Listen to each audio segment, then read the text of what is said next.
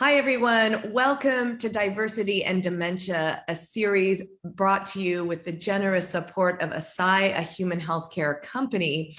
Our guest today is Dr. Sheri Yarbrough. She is a caregiver to her mom who was diagnosed with dementia in 2010. She has a PhD in educational policy with a specialization in change management. And she is the author of the book, OMG, I'm the Grown Up, a conversation on giving care to a loved one and yourself. Sheri, welcome. Thank you. And thank you for having me. Oh my goodness, what a list of credentials you have. I was just saying you put us all to shame and how you have the time to do all of this. Let's begin with the story of your mom. You've been taking care of her now for quite a while. She was diagnosed in 2010. Tell us about that and how the diagnosis happened. Well, let me back up. When I was about 24, I sized up my family, and I have two siblings, and I thought, well, my brother has a young family. It's not fair for him to take all this on. My sister had made it very clear that she was not going to return to Atlanta. I was still young, hadn't decided what I wanted to do with myself. So I said, well, okay, it's probably going to be me. So I thought in my forward thinking way that when the time came for me to take care of our parents, there would be like regal fanfare signaling the time, and I would step into my role. Well, 25 years later, I walked into a routine doctor's appointment as a daughter and walked out the caregiver to a dementia patient. So were there signs though? I mean, there must have been some signs where you suspected that, usually people are diagnosed with MCI and they go to the doctor because there's worries. How did that happen with your mom? Well, it's very interesting. 11 years ago, we didn't think about those signs the way we do now. I think that there's been a greater level of public awareness about what those were. And looking back in retrospect, yes, there were signs. I just didn't know how to read those signs. One day, I had asked my mom, I was rushing to work and couldn't remember whether I turned my iron off. So I asked, there was a grocery store near me, and I asked if she was going out that way. And she said, sure. So I asked her if she could stop by and just double check for me. And I called her later in the day, and she was very upset because she couldn't get the keys to work. And I just said, well, sometimes you grab the wrong ones. I didn't think anything of it until maybe 4 years later when the diagnosis happened. I think we all have those experiences. I remember flying in to San Francisco and my mom picking us up, and suddenly she got lost coming home from the airport, and there were no signs then, right? It wasn't like you were thinking, oh, this is dementia. This is an early sign of it. How was that diagnosis for you and your family? I mean, it must have been a real shock, and certainly one that changed your life. What happened from there? It was. And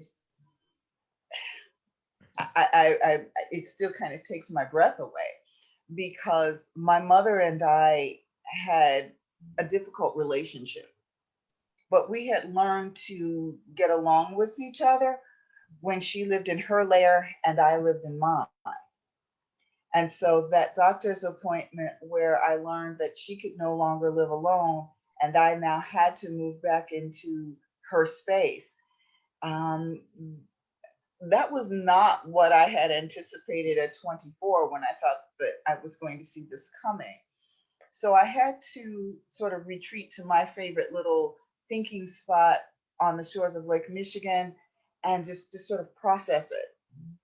And I thought to myself, okay, if I can just keep everything in a nice, neat little box and I stay focused on the things that I have to do, this will work. Well, when you're dealing with people, nothing stays in a box. And so I would say like the first 18 months we lived like we always had. We bickered, we would stay angry with each other, we would never discuss what was bothering us, and we just sort of let it fade away.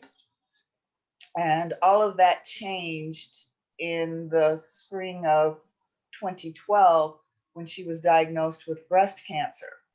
Now, she'd been diagnosed with dementia a year and a half earlier. So all the medical information that was coming to her, she couldn't process. Yeah. So that became my job. Now, what I love about you is that you've used all of your education and skills to be a force for change. Writing a book is an accomplishment in itself, but you've also really come up with a tool to manage caregiving. So tell us a little bit. I'm fascinated by this because, a lot of us, I don't live with my mom, but all of us who are impacted by Alzheimer's, we don't necessarily take time out and write a book at the same time. I can't even imagine how you did that. But tell us a little bit about transferring that experience into really a force for change is what you're doing.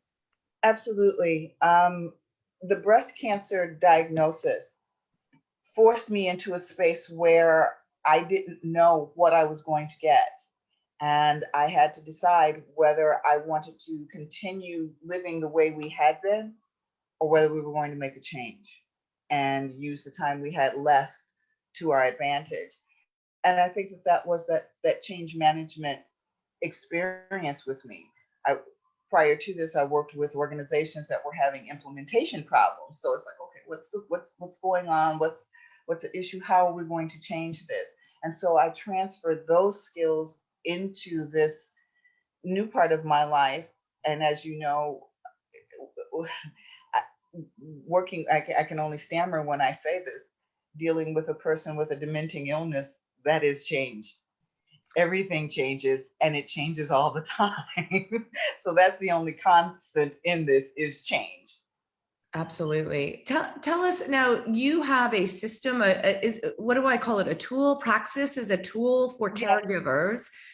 Give us some insight. What is it about? What's the formula? What do we all need to know? Well, the Praxis for Care is a tool for navigating those interpersonal dynamics. And so it has three components. It has the fulcrum for giving care. Wait, let me back up. When you're caring for somebody, it's like riding a teeter-totter. So you're constantly moving up and down between your needs and that other person's needs. And so the fulcrum for giving care is comprised of three dynamics: forgiveness to get your past out of the way, patience to help you tolerate and cope with what you're experiencing in the moment, and then acceptance, which allows you to see what you need to do going forward. Just like your playground teeter totter, it has to be on a stable foundation, otherwise it's going to fall over. So it's anchored to the foundation of fundamental care, which has honor, which is the value you place on the relationship, trust, knowing what you're going to get, being honest, which describes how you're experiencing what you're getting, and then respect, how you want to treat each other. And I use that in terms of the golden rule: do unto others as you would have them do unto you. And the anchor that holds these two pieces together is self-efficacy, which is your personal belief that you can make this happen. Now, that is such a beautiful way to look at things. I do have a question though. How do you remind yourself of this? How do you put this into practice with daily care? Because caregiving can be really frustrating. It can really beat us down. I've had moments that I'm certainly not proud of with my mom, especially when she's in the car with me, and I get so frustrated because she seems to think that I'm going too fast, or we're gonna get in an accident when and you're just like, stop. So how do you center yourself? How do you bring yourself back to those virtues when you're in a heated moment of frustration? Someone recently asked me that, and it's like, I've learned over the years to just say, okay, right now I can't do this. And sometimes some people may disagree with me on this, but I'll look at her and I'll tell her, it's like, Mom, right now I'm not able to do this way. So we're going to have to do it differently. And if it means me having to walk in the other room for 3 minutes and coming back and saying, okay, I can't, we have to do better. So that first dynamic of forgiveness, that's not just for long-term past, that's for your immediate past. So in that moment when I'm frustrated, if it's the end of the day, I'm tired, I'm trying to get her into bed, she's being recalcitrant, she doesn't want to get out of the chair, and it's like, you know what? We have to do this better. So I take that deep breath and say, okay, I forgive myself for not being as patient as I needed to be. I understand that I'm just human and I have all of these emotions rolling around. And then I look at it as I accept the fact that I am just human. I make mistakes, and now I can try to do better tomorrow. Once she's in bed, that's like hitting the reset button for the next day, and we get a new day. So tomorrow I get to try to do this better. So what you describe is you describe it so well. This just to be a caregiver, you have to have forgiveness in yourself, I think is what you're saying. It's like we all are only human and doing the best we can, but you need to be realistic and say, it's okay. I forgive myself for this. I'd love to hear. I mean, your book is so appropriately titled OMG, I Am the Grown Up, a conversation with giving care to a loved one and yourself. Talk to me a little bit about that caring for yourself. What does that mean in your world? How do you care for yourself? Well, I have a motto for my business. Caregiving is what you do for your loved one. Giving care is what you do for both of you. And so I structure my world so that I can give myself the same kind of care that I give her. And so that foundation of fundamental values of honor, trust, being honest, and respect, that gives me that foundation to say, I deserve this as well. I'm in this relationship. I deserve this as well. And so now I'm able to go up and down. So some days I describe in the book, I said, some days it feels like that playground bully you're on the teeter-totter with the playground bully, and they're holding you up in the air, and they're not going to let you down no matter how hard you cry, beg, scream, plead, talk nicely, cuss. That person's not going to let you down. Some days those care needs of your loved one, that's what it feels like. Absolutely. But by allowing yourself to say, okay, let me be patient in this moment so that I can accept what's happened and make good decisions going forward. Now I can get down. Now we can shift this teeter-totter back in my direction, and now we can move more cooperatively. I want to talk a little bit about that moment of diagnosis and how, I mean, I'm Asian, and I know certainly my mom's diagnosis was difficult in the sense that we don't usually talk about neurodegeneration in my family publicly, right? For some of my extended family felt like, especially launching Being Patient, that was putting my mom out there, and that was an embarrassment. As an African American, tell me a little bit about your experience, like dealing with your mom's disease among family and, among community. What was that like? With family, it was sort of like, okay, all right, and you've got this? All right. You're it, you're it.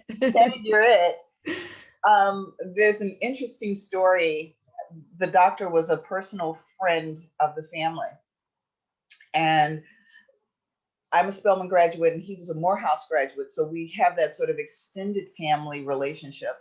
And I think the doctor used that relationship. He wouldn't let me out of the room until he had a confirmation that I would be the person to care for her. And as I said earlier, that was at the time when we were still in that phase where she lived in her layer, I lived in mine, and that was fine. And every fiber in my being was screaming, no, this is not how this is supposed to happen. So I think within the community, so within the family, it became tag, you're it. Okay, she has dementia. You'll figure it out. Tag, you're it. And it's something that a lot of people don't understand. So it was met with, oh, you poor thing. She's not going to know who you are. You're never going to have your life back. Oh, this terrible weighty thing. Oh, oh, how will we ever interact with her? It's never going to be the same. No, it's not the same. But she is still here. And my mom was always a social butterfly. So she wants to connect. And so, in her own way, she tries to connect. She tries to stay connected, and she has fought very hard to stay connected. And I just tell people in the book, and if you're interested, I can send you a copy. I wrote a poem using the words I thought she would say if she could, and it's called "Look at Who I Am." And so I want people to see her. I want to see her walking. I want you to see her sitting outside and looking at the butterflies, or watching the news and kind of going and telling you something all about whatever it is. She may not be able to get her words to make a cohesive statement, but she is looking you in your eyes and telling you all about something because she wants to remain connected. That's such a beautiful way to look at things. I'm completely moved by that. How is she doing today, Sheri? She's doing very well. I wrote a blog post, and I call myself the proud mama bear, because as the grown up, I'm now the mama bear. And she had a fall in the end of February where she made a decision on her own to remove her gripper socks and step into the bathtub, and fell down on a terracotta floor and did a very good job of breaking her hip. Oh no. Oh yeah. But she's walking. So here we are at the end of July, 5 months later, she is walking. She still needs a lot of help, but she's walking. And she fought for it. And so for me it was, okay, if you're going to fight for this, I'm going to fight for it with you. What is the message when people are just entering this journey? And it's a long road ahead, right? I mean, your mom is what now, 11 years into a diagnosis? Yes, 93. Yeah, that's amazing. Well, obviously getting excellent care. What is the message you would tell people who are just starting out on this journey? Be honest with yourself so that you can be honest with your loved one. This is a journey of change.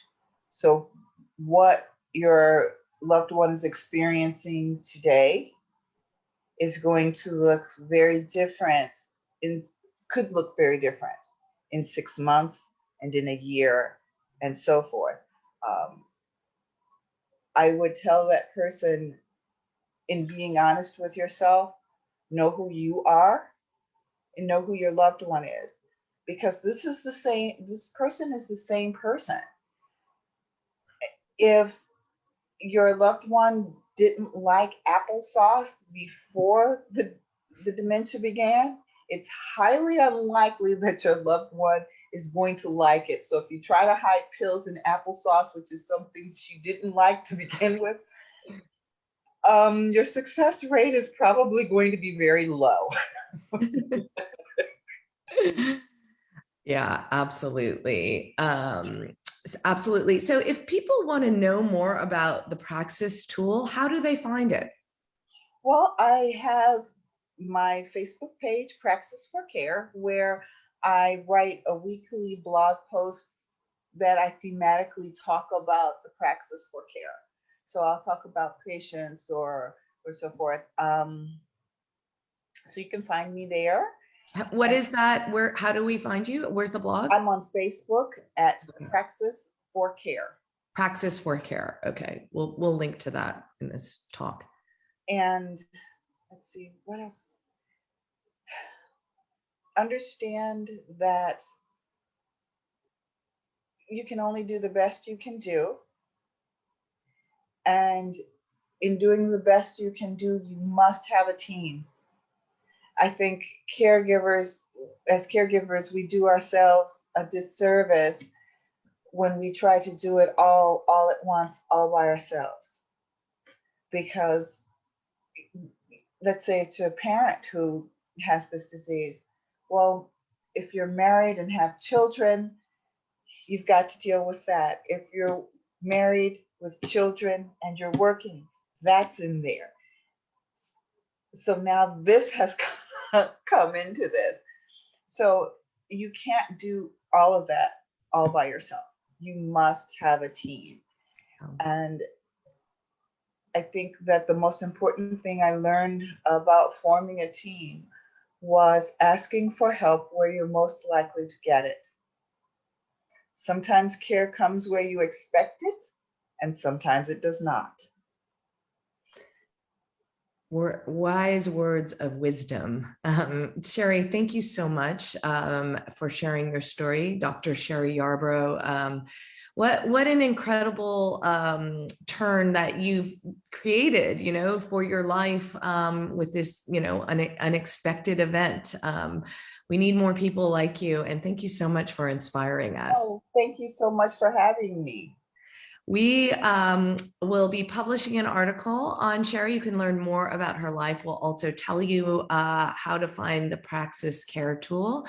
Dr. Sheri Yarbrough, thank you so much for joining us. And once again, Diversity in Dementia is a series brought to you with the support provided by Eisai, a human healthcare company.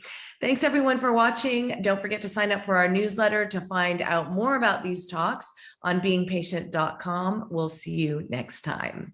Bye-bye. Bye-bye. Thank you. Thank you.